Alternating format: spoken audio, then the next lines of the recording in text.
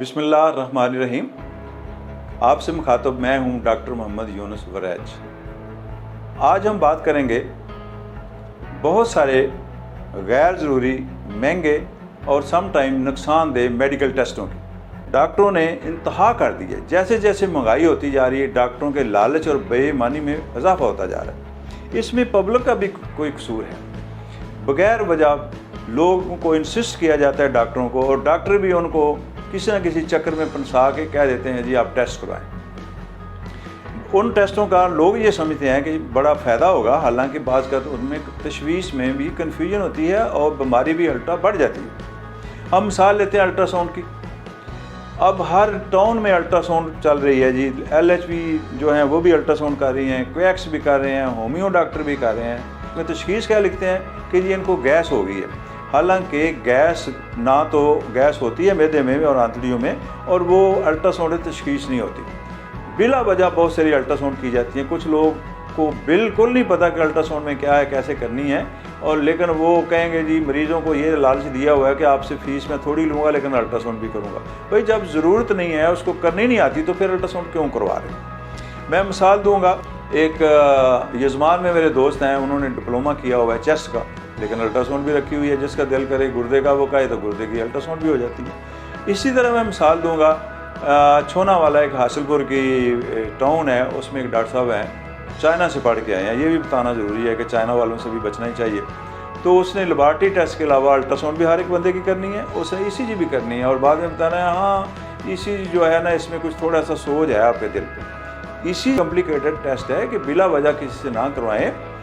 इसकी मुझे तो आज तक समझ नहीं आई कि क्या है इसमें। हाँ, लोग जो वाकई कार्डिक स्पेशलिस्ट हैं, जिन्होंने डिप्लोमा किया हुआ है, जो नो हाउ जानते हैं, उनसे ज़रूर करवाएं। और अगर आपको कोई हिस्ट्री है दिल की, और अगर आपको कोई मसला है, तो फिर ऐसे ही किसी के कहने पे खुशफहमी में न रहें, इसका उल्टा नुकसान होता है। नया टेस्ट है, अमीर लोगों को बड़ी आदत हो गई जी बोन डेंसिटी, काफ़ी महंगा टेस्ट है। हालांकि बोन डेंसिटी टेस्ट उस वक्त करवाना चाहिए जब बंदे की उम्र 40-50 साल से ज़्यादा हो जाए, या उसकी हिस्ट्री हो उसके फैमिली में बार बार गिरने की। बिला वजह उसको किसी कहने पे आप मत करवाएं।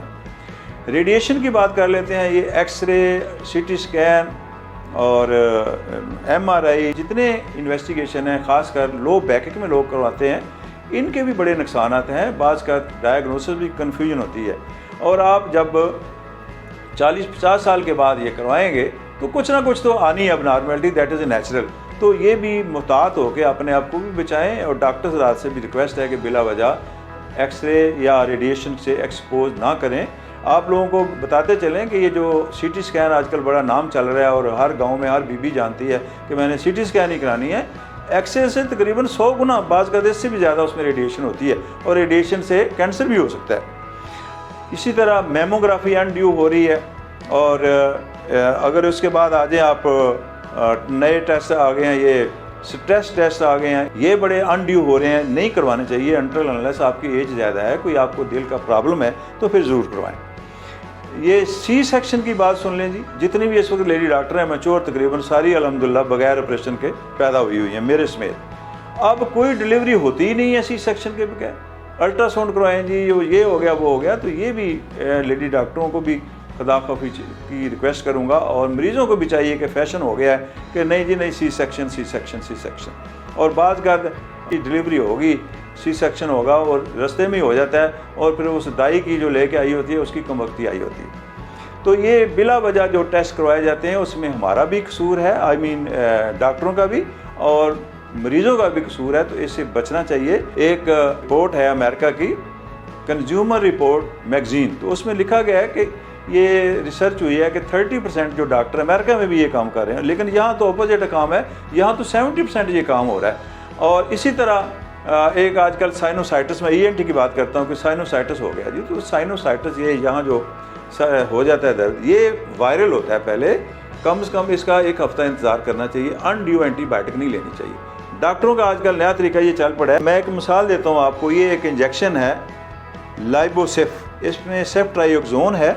इसकी कीमत है 321 रुपये, और ये कंपनी का नाम अभी आपको क्या बताना है, या ऊपर लिखा हुआ है लाहौर की, या कोई पल्स नाम है शायद कंपनी का। ये 70 रुपये में मिल जाता है, आप लें।